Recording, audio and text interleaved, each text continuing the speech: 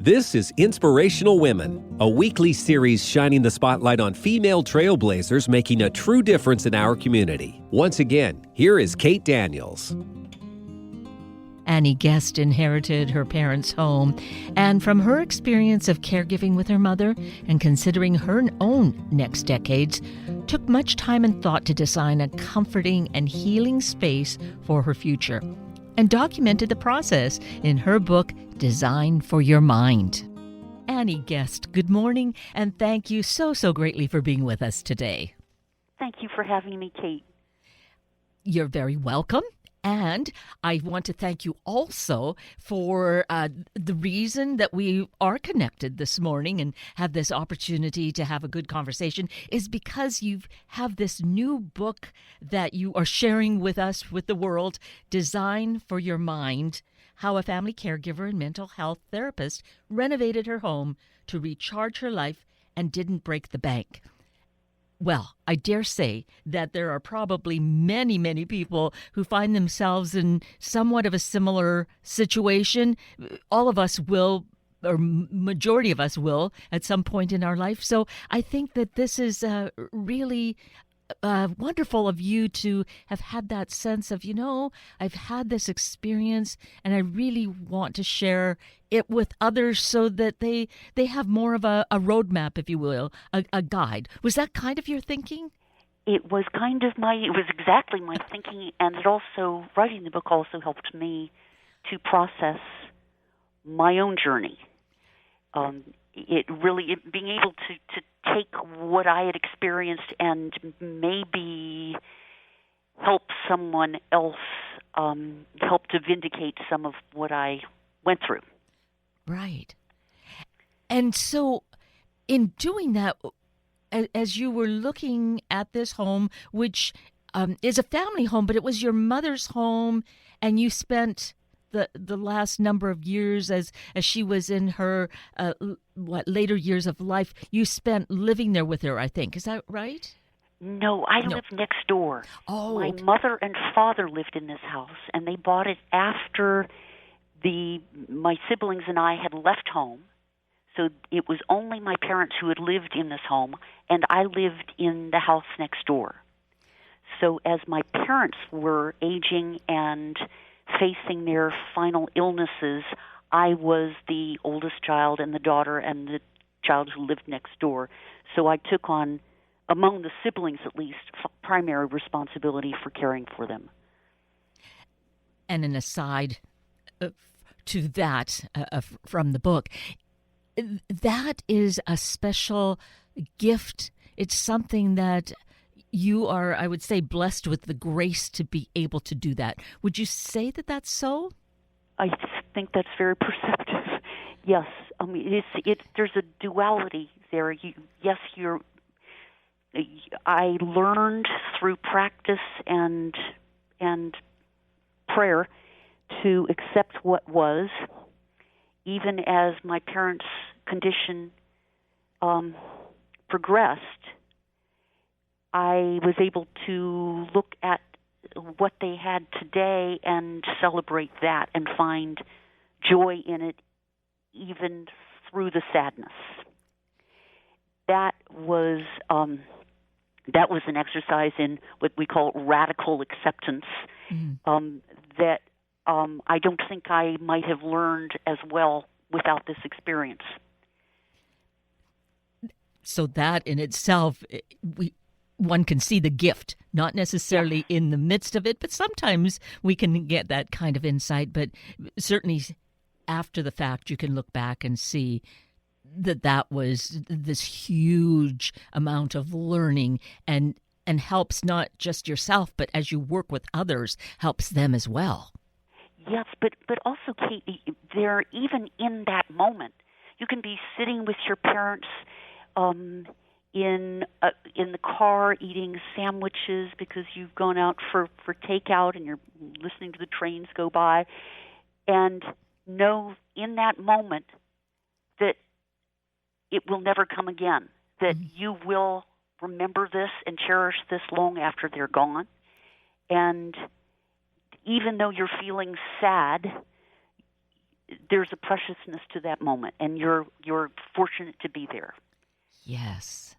Oh, yes, that is absolutely so true. Having that kind of a duality, but Yeah. but there is that gift, isn't there, to be present, to have that where people may shy away from it or say they're too busy, which is again shying away from Yes. spending Yes. these moments. But really, they are invaluable. They're the most precious. Yes. Yes. Yes. And when it came time to redesign the house, that skill that I had developed to look at what was and accept it was the basis of my design decisions. So I learned to celebrate things that I might have changed. I found ways to enhance them. And that saves a lot of money, but it also enabled me to honor the design of the house. So you shared with us then that you were living next door. Yes. And you decided then that rather than stay in the home that you were in, you wanted to be in the house that your parents had lived in. And it's beautiful. Thank you. The work that you've done, and we'll get to the book and some of the design of it. But you decided you just preferred the house, or was there an emotional connection perhaps? Well, I inherited the house. Okay. Mm-hmm. So there was an emotional connection to it, but it was also the house that my parents wanted me to have. Okay. Yes. So that it was easy for you to decide, well, likely to sell the house that you were living in, that home, and take on making this one that they wanted you to have more your own, that it reflects you. Yes. And so as you took this on, and just judging by the things that were said, that your mother, your father predeceased your mother, and so she was still alive during the time of our shutdown for COVID. So this is all transpired really in the last 5 years. Yes. Yes. I moved into this house less than 2 years ago. Oh, so then you even did this work so much faster. 2 to 3 years is what you took to do it. Yes. Yes. But Kate, I could not have moved in earlier because the house had to go through, the estate had to go through a process of appraisal and distribution of items among my siblings and me, and items going to the auctioneer and items going to donation. There was hardly a place to set a foot. I wouldn't have had room to move my furniture in, but also I couldn't move in until title to the house passed to me. So all of this has been an ongoing process, but much of it was spent in the early months just cleaning out the house. So then you have all these really important, wonderful photographs from the house. So we can see the journey of it. At what point did you think that you might have a book that you'd be working on, or were you thinking, well, I'm just going to document what the house looks like now, and you knew you were going to remodel so that you would just keep that a running document of it? Actually, I took the photos, the before photos, what are now the before photos in the book. Mm-hmm. I took those photos in order to upload them on the Benjamin Moore website so that I could experiment with paint colors. Ah, okay. If it had not been for that, I wouldn't have before photos. Well, isn't it great that Benjamin Moore offered that, right? Yes. And then finally, as I just enjoyed the process of making these decisions and all the growth that was happening to me as I experimented and learned and researched, I thought I'd like to capture this, and maybe it would be valuable to other people. Yes. And I hope that you're finding that it is. I know in my perusing the book, going through it really page by page and enjoying the pictures, reading your comments, I trust others will find a comfort and get, on the one hand, design ideas, color ideas, but also, have some dreams of what might come. Yes, I hope so too. And I think I should mention that another wonderful tool for developing those inspirations and dreaming and capturing the inspirations of the dreaming is the Pinterest website, which is completely free to us as consumers. And I just created a board, as they call them, for every room in the house, and I would just collect ideas for each room on the specific board. And I think designers do that, don't they? I hope they do, because a lot of good design ideas can be found on Pinterest. But the benefit of it is that it's a creative activity, and it's something that you can engage in even long before you have the funds or the wherewithal or the time to execute any of these ideas. Yes. Yeah, there's that concept, isn't there? Or at least there used to be. I don't hear it so much anymore of, are they dream boards? Something like that, where you kind of make a poster of your hopes for where you might travel, what your home may look like, just different aspects of ourselves, perhaps book titles because we like to read a lot, music, that sort of thing. I think they were called dream boards, but that's kind of the thing that you're saying. Even before you might have this home, you're already envisioning what you might have in it. Yes, and dream boards may have been the origin of this brilliant idea for Pinterest. Thank you for telling me about that, because you're not only collecting your own ideas, but you're collecting the best of the ideas that you find from other people. So there's a collaboration. And another thing that's lovely about Pinterest is that there's no toxic element to it. It's a conversation you're having with yourself. Yes, as opposed to sometimes on social media, the way that things can work. Yes. Yes. Yes. Nobody's judging your board. Nobody's. Which is great because, in some cases you're not asking for judgment, but people feel like they need to give it to you. Yes, and that's revealing about them, although they don't know that. Yes, but it's like keeping a diary with access to other people's ideas as well. It's a lovely thing. Yes. So in this case, Annie, you actually started this as you inherited this new home with ideas of what you might bring into it. Is that right? Yes. But a fundamental task that I had to tackle from the beginning was sitting outside that house on the wall, looking at the house and trying to understand it and discern what it needed from me. It was only after I did that work that I began to understand what I could do with it. But it was very much a sense of, in my mind, how do I take care of you, house? How do I give back to you?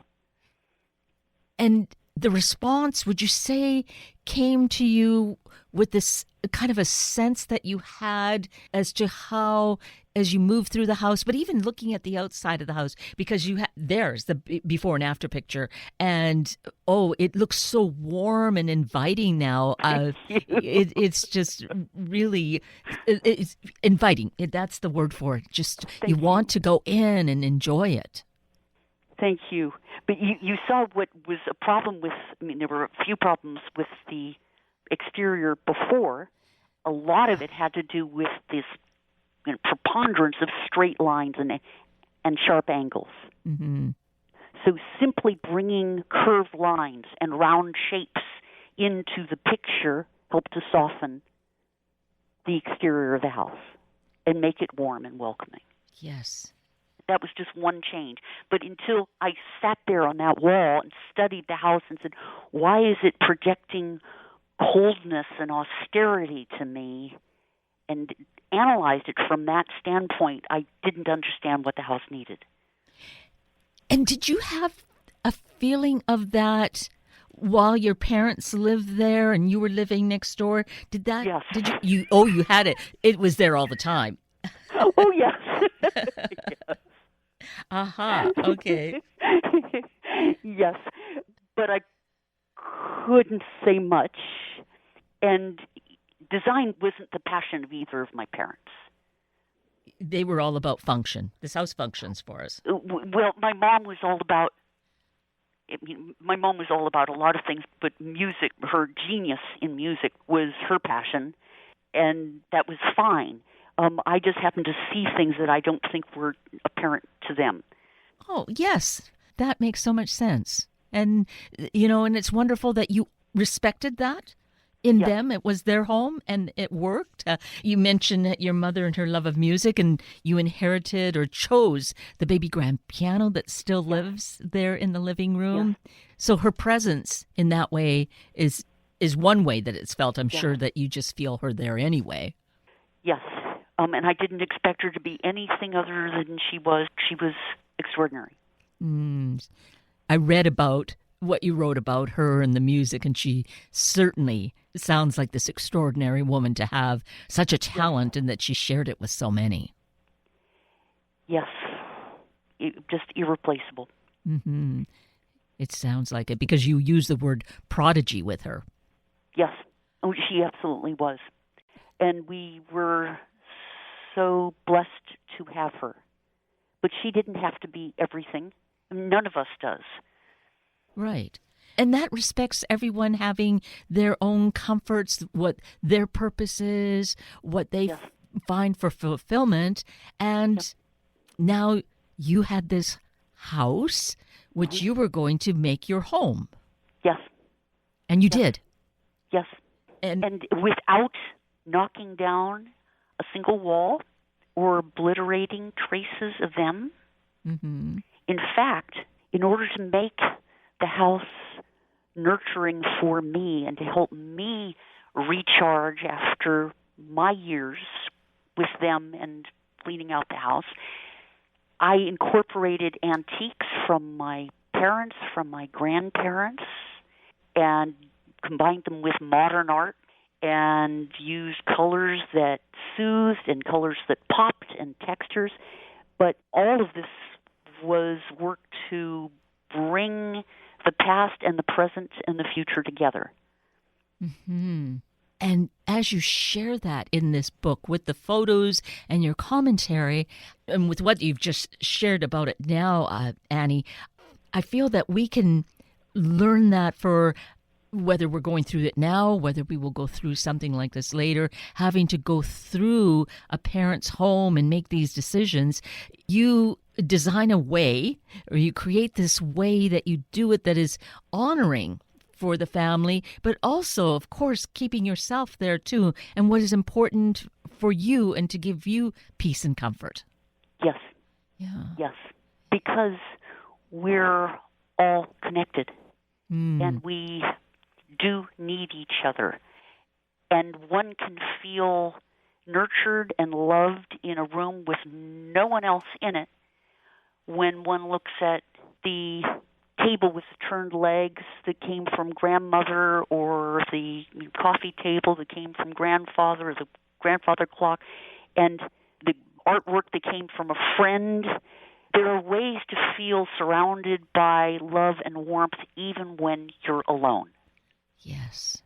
Like a mirror that your father had made when you were a child. Yes. So you have that long history of connection. You look at it and it brings you comfort, and just that you can feel his presence there. Yes. Yes, and it's one of the first things you see as you go into the house. And thank you for remembering that detail. I still remember the day he made that mirror. See, isn't that that's so important in terms of who we are and how to feel. It's like being given that spiritual hug. Yes, right? Yes, yes. Yeah. And we can do this without creating clutter. Yes. Yes, you make a big point of that. Of, right? Which is important. Oh, it's huge. It's hugely important, particularly, I think, I would suggest, Kate, that it's particularly important for those of us who've been family caregivers, who've had a sense of gnawing loss of control over our own lives, over our time, over our sleep, over our social lives, and the sense of control that you can build when you organize items and get rid of clutter is very powerful, and it's very important if you've come from a feeling of loss of control. Yes. It's such a key point. And as you were saying that, I was remembering how in the book where you talk about redesigning the bedrooms, and in talking about that, you have little footnotes where you reference the importance of sleep, where we might look to get that information, because it's also interrelated and important to our good physical and mental health. Yes, because there's nothing that I think reminds us or acquaints us with our own mortality more sharply than the experience of our parents and the death, the final years and the death of our parents. And it certainly inspired me to think about my own old age and how I wanted that to look. Mm-hmm. I want to be able to extend my health span for as long as I can and age happily in place in this very house. But the question is, how am I going to do it?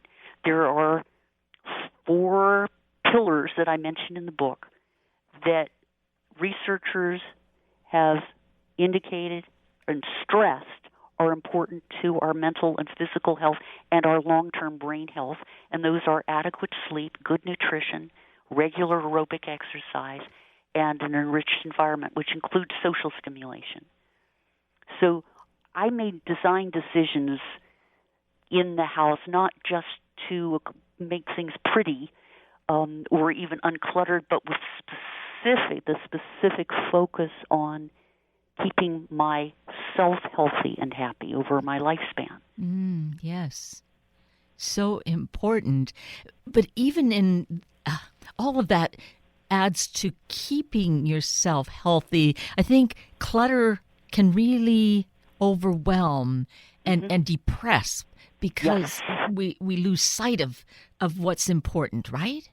Yes. Well, I mean, the researchers say that the clutter makes it difficult to focus because every item in a cluttered environment competes for one's attention.